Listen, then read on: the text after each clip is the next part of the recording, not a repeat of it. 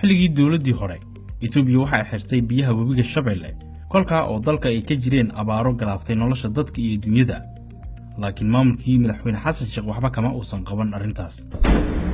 dawladda hadda jirta waxay maxaabiista sida sharci darrada ugu xirnaa Itoobiya xorriyadooda u soo celisay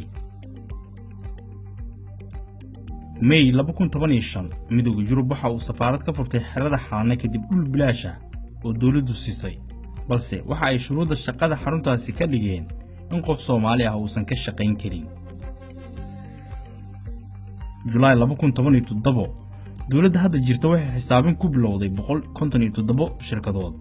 oo ka shaqeeya gudaha Xalane oo aan bixinin wax canshuur ah wasiirka shaqada iyo shaqaalaha Soomaaliya ayaa u sheegay madaxda shirkadaha Xalane ka howlgala inaysan ka sii shaqayn doonin dalka haddii aysan u hoggaansamin shuruucda dalka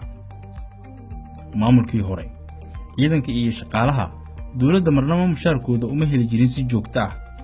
hadda wasaaradda maaliyadda waxay ku guuleysatay in askari walba oo Soomaali ah mushaarkiisu uu kala baxo akoonkiisa iyadoo aanan gacan kale la marinayn taas oo aanan horay u jirin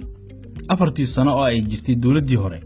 waxa hareeyay musuqmaasuq iyadoo aan wada ognahay in UN Monitoring Group ay dhowr jeer soo saareen eedeymo musuqmaasuq la xiriira balse maanta Soomaaliya waxa ay muujisay inay mudan tahay in laga dhaafo deymaha lagu leeyahay daahfurnaan awgeed dilalka xildhibaanada iyo dadka indhaawaha bulshada ayaa 4 sano dalka hareeyay balse sanad kadib waa ay yaraatay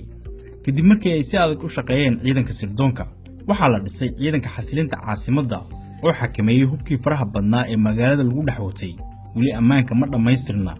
balse waa u dhaamaa sidii hore in ka badan 15,000 oo dhalinyaro ah ayaa dalka gudihiisa shaqo abuuris dawladdu ugu samaysay taa oo kor u qaaday niyadda dhalinyarada halka taas aysan hore u jirin balse waxaa jiray dalka dibaddiisa fursado dawladdii hore ay shaqo uga heshay gabdho Soomaaliyeed dalka Sacuudiga dawladda madaxweyne Farmaajo qaladaad badan baa ka dhacay balse wax badan bay kaga duwan tahay tii Xasan Sheekh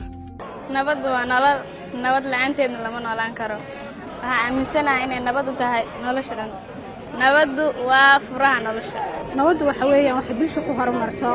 Soomaalida waxay ku maamulaa nabad baa naas la mugale nabadi haddaanay jirin nolol ma jirayso nabad waanta aad oo faraxsanahay farxadeena ma soo goobi karo inay nabadu macantahay adduunyaduna ay jeceshahay umiyuhuna ku nool yahay in la dhowrawa jib ay tahay sidaan waan wada ogsoonahay maxaa